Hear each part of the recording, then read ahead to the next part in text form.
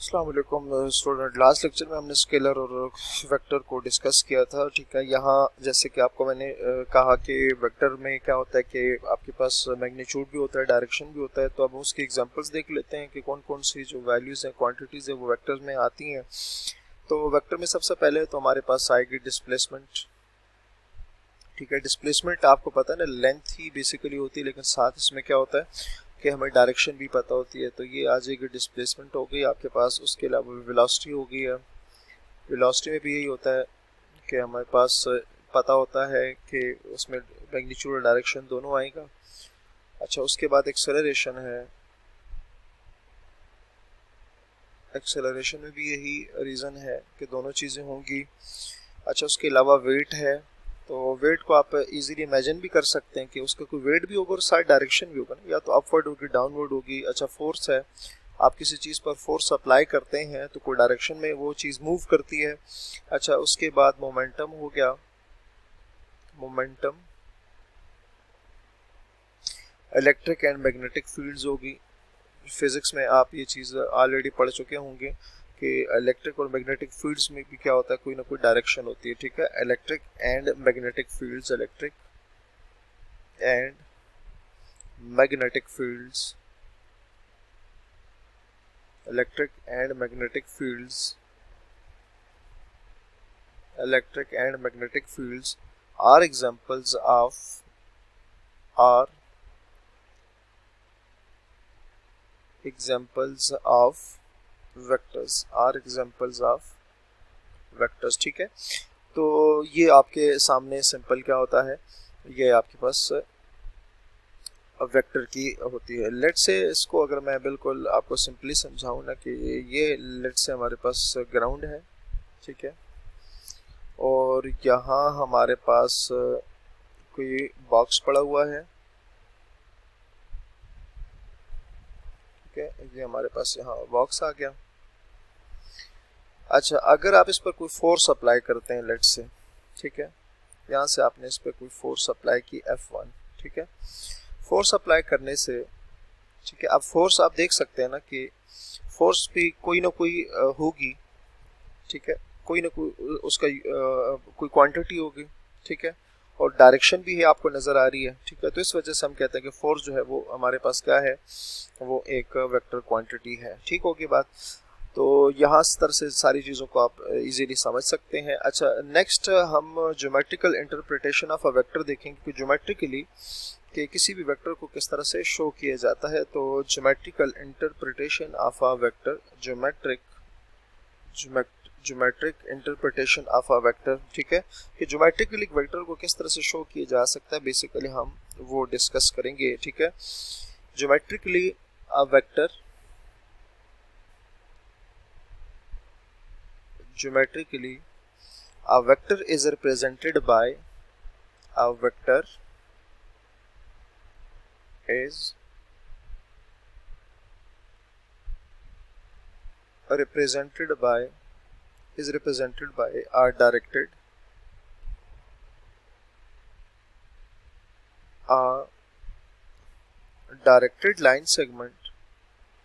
directed line segment,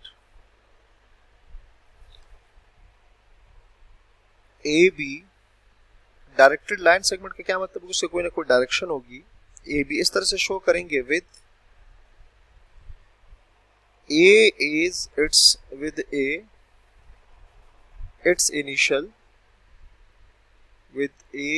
initial point, and B its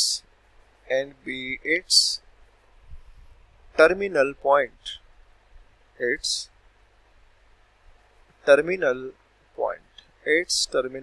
ठीक है, मतलब ये हुआ कि जो वेक्टर है उसको एक लाइन सेगमेंट की फॉर्म में शो किया जाता है, जिसमें ए उसका इनिशियल पॉइंट होता है जहाँ से वो लाइन स्टार्ट होगी, और बी जो है उसका टर्मिनल पॉइंट होगा जहाँ पर वो लाइन क्या होगी, वो एंड होगी। ठीक हो गया। अच्छा, उसके अलावा हम ये कह सकते हैं कि वेक्टर को अब किस तरह से शो किया जाता है। ठीक है, तो अब वेक्टर को शो करने के लिए सबसे पहले हम यहाँ डिफरेंट, या तो आप वेक्टर को इस फॉर्म में शो करेंगे आर। ठीक हो गया। अच्छा, आप इसको, ये वेक्टर है, इसको थोड़ा सा बोल्ड बना दें, बोल्ड फॉर्म में, ये भी वेक्टर को शो करता है, इसको वी, अब ये वेक्टर को शो थोड़ा सा बोल्ड कर दें इसको, ये आ गया, ठीक है। या फिर वी को इस तरह से लिखे और नीचे लाइन लगा दें तो ये भी क्या करता है, ये वेक्टर को शो करता है, ठीक हो गया। अच्छा, इसके अलावा हम लिखेंगे कि किसी भी वेक्टर का जो मैग्नीट्यूड होता है उसको किस तरह से देखते हैं, the magnitude or length, the magnitude or length, the magnitude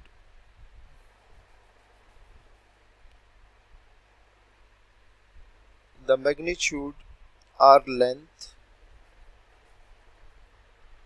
the magnitude or length or norm of a vector, norm of a vector, norm of a vector a b or this, ठीक है। अभी मैंने आपको कहा कि vector को इस तरह से भी शो किया जा सकता है, इस तरह से भी शो किया जा सकता है, is it's absolute value, is it's absolute value, is it's absolute value, is it's absolute value कि वेक्टर के मैग्नीट्यूड, लेंथ या नॉर्म का एक ही मतलब होता है, मैग्नीट्यूड, लेंथ और नॉर्म के एक ही मतलब होता है। अब देखें ना, वेक्टर में दो चीजें होती है, मैग्नीट्यूड होता है, डायरेक्शन होता है, ठीक है। तो मैग्नीट्यूड को शो करने, किसी वेक्टर का मैग्नीट्यूड जो होता है उसको शो करने के लिए जो साइन यूज होता है वो किस तरह से शो करते हैं, an absolute value and it's written is, and it's written as, and it's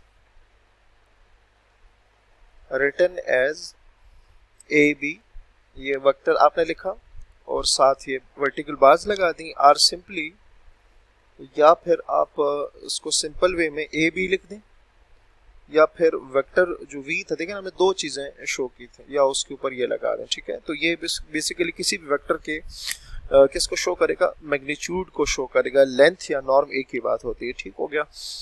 अच्छा जी, सेकंड जो है पॉइंट है हमारे पास, सेकंड पॉइंट ये है कि unit vector is defined as a vector whose magnitude is unit, ठीक है। अब देखिए ना, वेक्टर तो जैसे मैंने कहा लेंथ भी होगी, उसके डायरेक्शन भी होता है, कैसा वेक्टर अगर उसकी लेंथ 1 आ जाए, ठीक है, तो हम उस वेक्टर को सिंपली क्या कहेंगे, यूनिट वेक्टर, ठीक है। ऐसा वेक्टर जिसकी लेंथ 1 की इक्वल आ जाए, हम उसको सिंपली क्या कहेंगे, यूनिट वेक्टर कहेंगे। तो ये भी एक यूनिट वेक्टर, ये भी एक वेक्टर की जो है कैटेगरी है, यूनिट वेक्टर। बल्कि इसको इंशाल्लाह इधर से कंटिन्यू करेंगे नेक्स्ट लेक्चर में। तो अपना बहुत सारा ख्याल रखिए, अल्लाह हाफिज़।